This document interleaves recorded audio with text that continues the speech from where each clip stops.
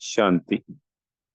आज 25 जून 2024 के महावाक्यों के मनन चिंतन में बाबा ने कहा, मीठे बच्चे, पक्का पक्का यह निश्चय करो कि हम आत्मा है। आत्मा समझकर हम कोई भी सेवा करेंगे तो पाप नहीं होगा। तो चाहे हम स्थूल सेवाएं कर रहे हैं, चाहे यज्ञ की सेवाएं कर रहे हैं, जब हमें आत्मा और परमात्मा का ज्ञान मिल जाता है और हम कोई भी कर्म आत्मा समझ कर करते हैं तो हमसे पाप हो ही नहीं सकता। नामुमकिन जिसे कहते हैं ना जी, कि पॉसिबल ही नहीं। जैसे कहते हैं कि जी, नदी के दो किनारे आपस में मिल थोड़ी सकते हैं, वो हमेशा किनारे ही रहेंगे। हेड और टेल एक सिक्के के दोनों तरफ रहेंगे, एक तरफ तो आ ही नहीं सकते। तो ऐसे ही जब आत्मा आत्मा समझ कर कर्म करती है, क्योंकि आत्मा प्योर है, आत्मा सत्य है, 100% ट्रुथ है, तो ये जो देह है ये झूठ है। जब हम इस झूठ में रहकर कोई कर्म करेंगे तो कैसे होगा? झूठा ही तो होगा ना वो। जैसे जूठे बर्तन में कुछ खाएंगे तो वो चाहे नया डाला हो, स्वच्छ डाला हो, तब भी वो जूठा हो गया।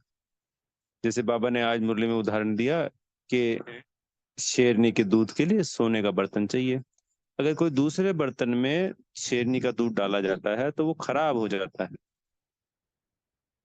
अब दूध का ही उदाहरण लीजिए, कोई स्टील के बर्तन में डाला पर कई बार साबुन सर्फ रह जाता है, तो उसके साबुन सर्फ से धुलाई ढंग से नहीं हुई तो फट जाता है, खराब हो जाता है। ऐसे ही इस असत्य देह को सोचकर हम कोई भी कर्म करेंगे तो वो गलत हो जाएगा, फट जाएगा, दूध की तरह कर्म खराब हो जाएगा। और बाबा के ज्ञान को धारण करने के लिए रोज ज्ञान को पढ़ना, मनन चिंतन करना, सुनना, फिर बाबा की याद करना, इन सब से ये जो बुद्धि है ये क्लीन एंड क्लियर हो जाएगी, सोने के बर्तन के समान हो जाएगी। तो ज्ञान की धारणा भी बहुत अच्छी हो जाएगी और ज्ञान समझ में आएगा, मतलब सब कुछ ठीक हो जाएगा। और आत्मा के अभ्यास से भी ये सब कुछ चीजें अपने आप स्वतः ही ठीक होती चली जाती हैं। फिर बाबा ने कहा, कर्मातीत स्थिति को प्राप्त करने के लिए मेहनत करनी है। और कर्मातीत स्थिति की समीपता की निशानी क्या है? तो कर्मातीत बनने के लिए याद का बल, परमात्मा को आत्मा समझकर जब हम याद करते हैं तो ये सारे कर्मेंद्रियां, कौन हो गया? मन बुद्धि संस्कार, तीन सूक्ष्म कर्मेंद्री और पांच स्थूल कर्मेंद्री, आंख, नाक, कान, मुंह, हाथ, ये अपने वश हो जाती हैं, बिल्कुल शीतल शांत हो जाती हैं स्वतः ही। आपने कुछ बाबा के बीके बच्चे देखे होंगे जिनकी योग की यात्रा बहुत अच्छी है, धारणाएं अच्छी हैं, बिल्कुल ऐसे लगते हैं देवता, शांत शीतल। चाहे दूसरा बीके भी उनके पास जाएगा तो उनको बहुत अच्छी अच्छी अनुभूतियां होगी उनसे, जैसे सबको बाबा और मम्मा से हुआ करती थी, दादियों से हुआ करती थी। क्योंकि उन्होंने अथक अभ्यास से अपने इन कर्मेंद्रियों को शीतल बना दिया था।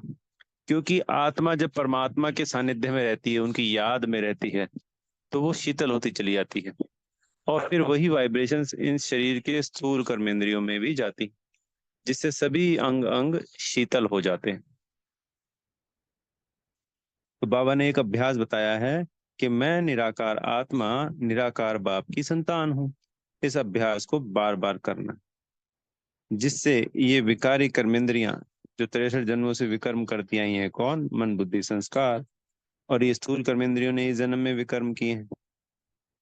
और ये तमो प्रधान इस प्रकृति के 5 तत्वों से बना हुआ है। तो जब आत्मिक स्थिति में स्थित होने से परमात्मा से हमें गुण शक्तियां मिलेंगी, तो ये जो स्थूल कर्मेंद्रियां हैं, सारा का सारा, खाली ये 5 स्थूल कर्मेंद्रियों के अलावा पूरी बॉडी, एक एक अंग शीतल और शांत बन जाएगा। तो बाबा ने इसमें कहा कि कर्मातीत अवस्था के समीप आते जाएंगे उतना अंग अंग शीतल और सुगंधित होते जाएंगे। तो यही अंग अंग जो जिस शरीर में आज आत्मा विराजमान है, यही शीतल और सुगंधित होते जाएंगे। और हर आत्मा को कर्मातीत अवस्था के पास पहुंचने पे अतीन्द्रिय सुख की अनुभूति होने लगेगी। तो अतीन्द्रिय सुख सिर्फ वहीं पे प्राप्ति होती है, कर्मातीत अवस्था के पास पहुंचने पे। तो उसके लिए एक ही रास्ता है, स्वयं को आत्मा समझना। परमात्मा को तो सेकेंडरी है। हम सब बच्चे एक ही दौड़ में लगे हुए हैं, बाबा को याद करने, बाबा को याद करने। जबकि बाबा रोज ही एक ही पाठ पढ़ा रहा है, अपने को आत्मा समझो, अपने को आत्मा समझो, अपने को आत्मा समझो। जब अपने को आत्मा समझेंगे तो बाबा स्वतः ही याद आने लगेगा, बाबा की याद ठहरने लगेगी, विकर्म विनाश होने लगेंगे। पहला पाठ ही है मैं आत्मा हूँ। पहला पाठ ये नहीं है कि शिव बाबा परमात्मा है। मैं निराकार आत्मा हूँ, पहली लाइन। फिर सेकंड लाइन, मैं निराकार परमात्मा की संतान हूँ, या मैं निराकार बाबा की संतान हूँ। पहली लाइन कौन सी आई? मैं आत्मा हूँ। खुदा को जानने से पहले खुद को जानना आवश्यक है, क्योंकि हमने खुद को क्या मान लिया? शरीर। तो ये 63 जन्मों से जो अभ्यास चल रहा है शरीर मानने का, तो ऐसे थोड़ी निकल जाएगा। अगर कोई लगन से भी लगाए तो 63 दिन तो कम से कम लगेंगे।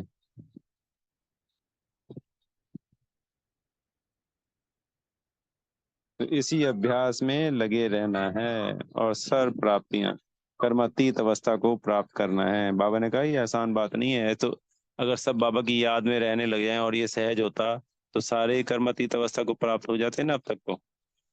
क्यों एक सिर्फ ब्रह्मा बाबा ही हुए? मम्मा के लिए कहा जाता है, पर मम्मा ने तो सेकंड जन्म लिया है, अब जहाँ पे भी होंगी वो है तो अव्यक्त तो नहीं हुई ना जी। या आज हम कह सकते हैं क्लियर नहीं है, दोनों दादियों के लिए कह सकते हैं, जानकी दादी जी और गुलजार दादी जी के लिए।